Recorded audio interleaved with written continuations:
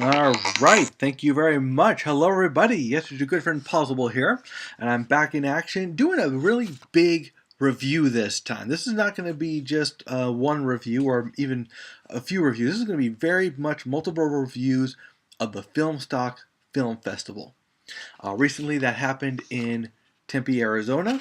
I was lucky enough to be invited to that, so I was able to attend. This will only be concerned with the comedy that happened on December 6th at 9 p.m. only, mainly because that was the only one I attended. Unfortunately, guys, I wasn't able to attend the other ones, but I was able to go to this one because they invited me. So I was able to see these movies and give you my opinion. Now, I'm going to go a little backwards.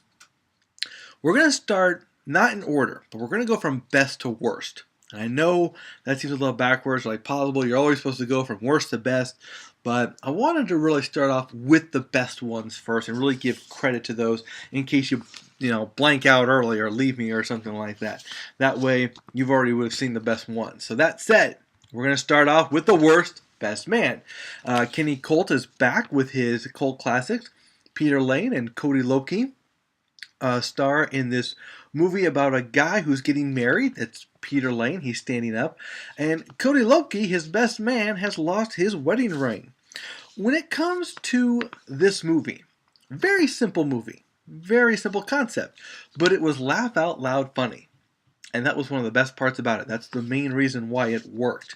It's because it wasn't, very different in terms of concept, but the delivery is really what made it special. And so that's why I give it a special nod to being the #1 movie that I saw that time.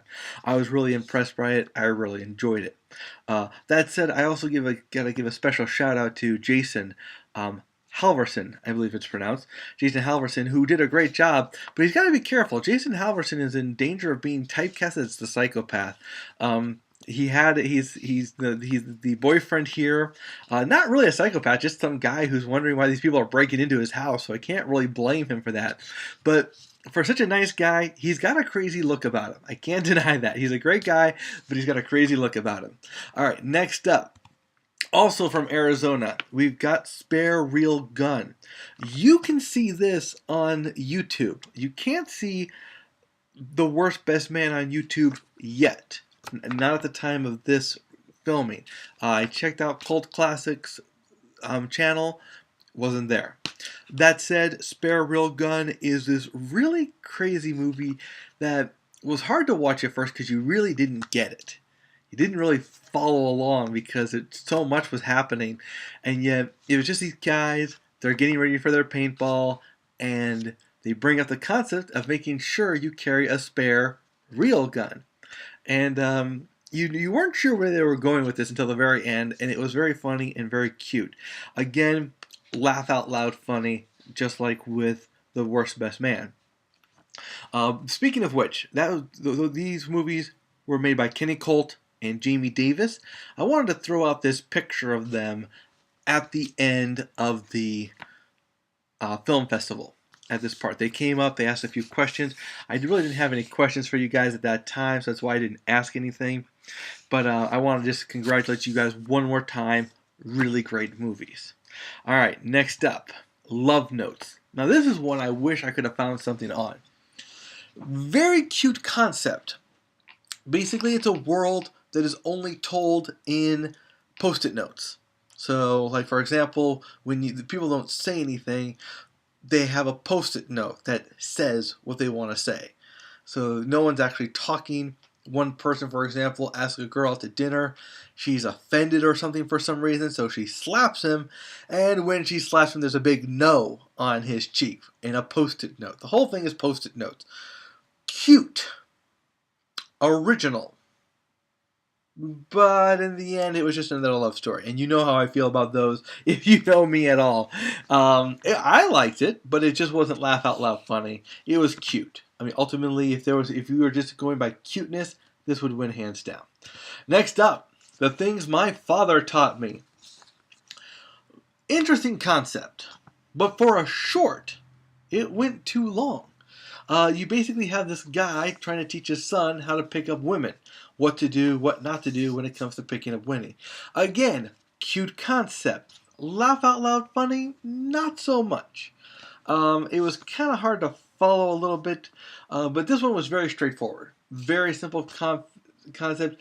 And the black and white threw me. I have to admit, the black and white still threw me a little bit. I wasn't sure why they did that, but still, good movie. Next up, Super Fuzz. This is not to be confused with the 1980 cop story about a cop who gains superpower unless he sees the color red. Then all of a sudden he loses his superpowers. Yes, there's a movie called that. It's called Super Fuzz. Look it up. This is a movie about a ninja who goes in to get some milk or something, and his dynamic teddy bear is out to stop him. A problem we've all had to face. Let's face it. What is this about? It's an animated story. It's not really a story. It's just a ninja going in, doing all his fancy moves, throwing his ninja stuff, and the bear being his arch nemesis or something. And it's cute, it's fast-paced, and that was one of the real problems with Super Fuzz. It's just too fast. You know? They really sped this up real fast, so the motion and the movements are real quick. And they're supposed to be, don't get me wrong. It's not like they're not supposed to be fast. They're ninjas. It's what it's supposed to be. But that said, it's very hard to follow the action. And if anything, I would like to watch action by actually following it. Not that old yet. Great movie. No real dialogue, no real story per se. Just breaking into your own apartment to get chocolate milk and having your teddy bear stop you. Problem we've all had to deal with every now and again. Next up, The Silent Treatment. This one was, again, very cute, but it's also very bleak. And I'll be honest with you, I really wasn't sure where we were. I think we were supposed to be in a hospital or something. And this was the biggest dive of a hospital you ever saw in your life. The waits were forever, even though there were only 2 people, and then a third shows up.